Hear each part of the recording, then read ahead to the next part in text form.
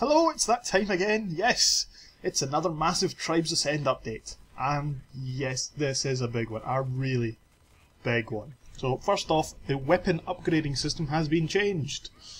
Players will now automatically receive weapon upgrades as they play a particular weapon without having to spend XP on the upgrade. Now, I'm not too sure what to make of this.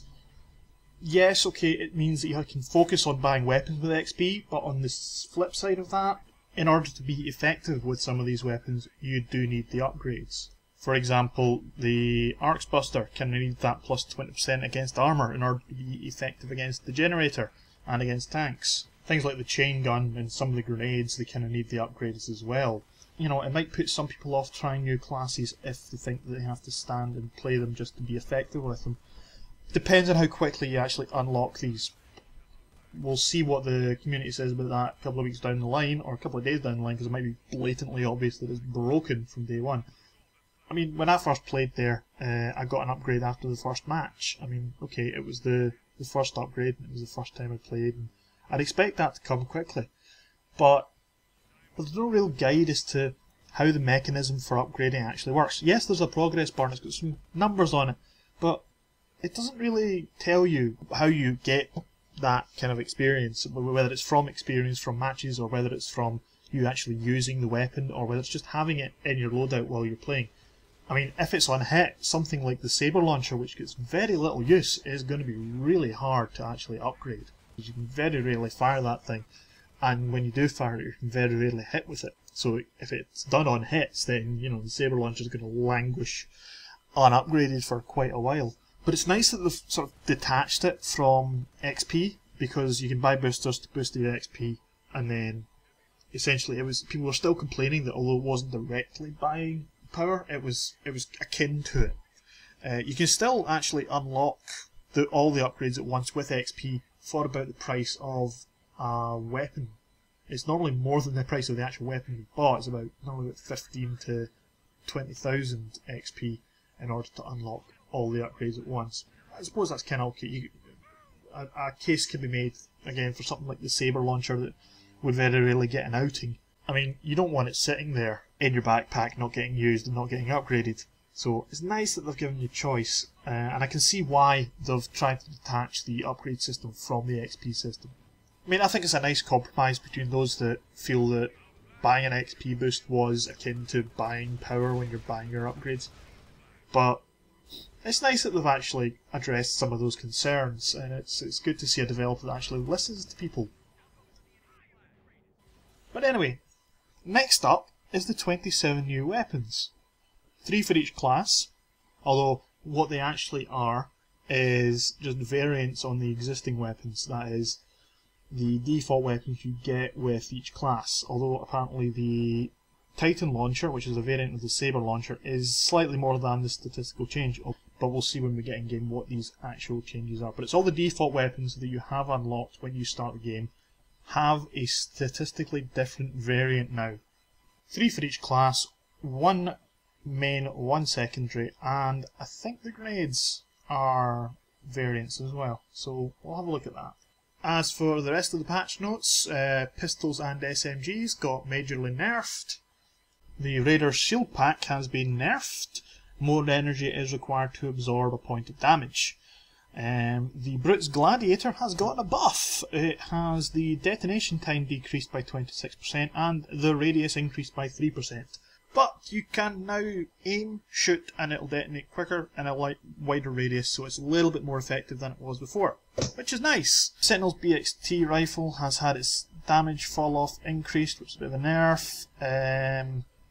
Sentinels now get a 5-second longer respawn time. Ooh. It's a fix they're actively working on and is intended to be improved upon over time. I'm guessing that's because Sentinels normally park themselves in spawn and just snipe, so killing them 3 seconds later they're back. I suppose 5 seconds is slightly longer. It's more like the time you would take to get back into position if you were any other class. Reduced the number of credits awarded for generator defense. Good, because too many people were camping the generator. Increased the credit reward for killing shrikes. Yes. Increased reward for emergency flag grabs. Yes. Increased reward for flag defense. Yes. Reduced damage on Raider's EMP grenade by 45%. Oh, an increased energy drain by 113, more than double. That's, yeah, okay. That makes it slightly more effective in some ways. That makes it slightly different than just being another grenade. That's quite good. I like that. We've already got the cluster grenade if you just want to do damage, so that's a good one. That's a nice balance. Mass reduction while enraged with the rage perk has been reduced. Health granted at the start of rage increased. It can stack with the new lightweight perk. Oh yeah, the new lightweight perk, I forgot to mention that. It's supposed to make you a better chaser of flag carriers. That is, in Capture the Flag you can basically chase down a flag carrier, which is something that we need. All these buffs seem to be going towards better base defense, rewarding base defense better, flag defense in particular, and discouraging generator camping, which is something that has been needed for a long time, and thank you, you've finally done something about it. Whether it's enough, we'll see, but it's a continuation of what happened in the last patch, so good for them. There's a few more bug fixes there. Increase the default pickup radius for all flags, makes it easier to be a flag catcher and flag carrier. Decreased 20% pickup bonus provided by the reach perk. That's obviously to balance the default pickup radius. Reduce the grace area for spotting command. You now have to aim closer to the intended target to trigger spot, which is something that's quite fun because you can just stand on the flag, point around a direction and push spot every so often, and you'll pick up someone who was completely not where you were looking. So, okay, you have to actually spot them to spot them rather than it being an automated, there's someone flag. So yeah, okay, that should be quite better. I mean, I actually have to spot people now.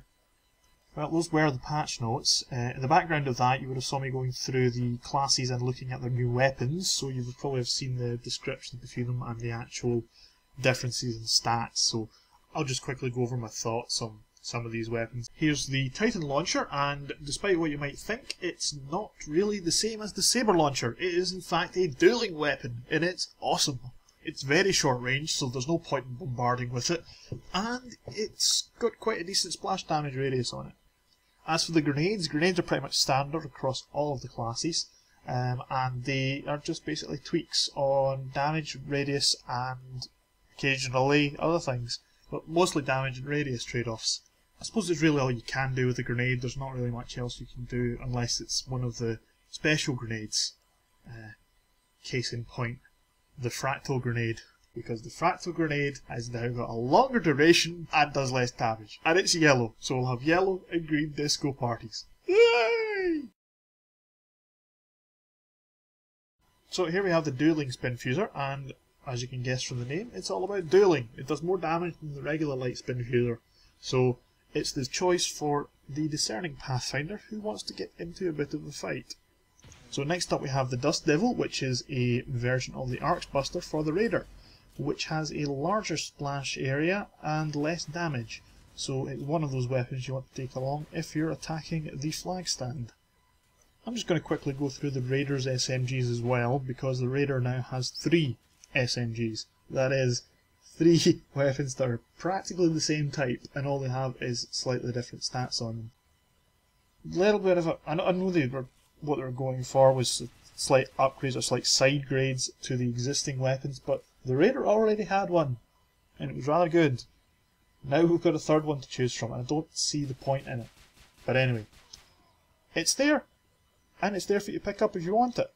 And now we have the new version of the Saber launcher, which is called the Titan launcher. And as you can see, it's not really the Saber launcher. It looks like the Saber launcher, but in this case they have seriously tweaked exactly what it does. It's more akin to a spin fuser now, or a plasma gun, because of its incredibly short range. It's actually probably shorter than the plasma gun's range, and its massive splash area. So as you can see, it's doing quite a decent bit of damage as well. It's doing 750 on a direct hit. So the Titan launcher, it's a dueling weapon. It's a spin fuser-like weapon. It's got a really big splash area, and it's really quite fun to use. As you'll see here, I will be using it in my first match, and this is my first match using it, and that does not count the training mission you just saw. And this is completely unmodified. I haven't got any of the upgrades for it. This is a completely blank slate, and after this one match, I get an upgrade for it. So, well, hopefully it'll be like 4 matches to the next one, something like 8 matches to the final one, so that'll hopefully be decent enough. I think it's quite a good trade-off. So, here we go. Here is the new map. It is called Sulfur Cove. There is another one which is based on Tartarus, but I've not played that one yet, but here's Sulfur Cove.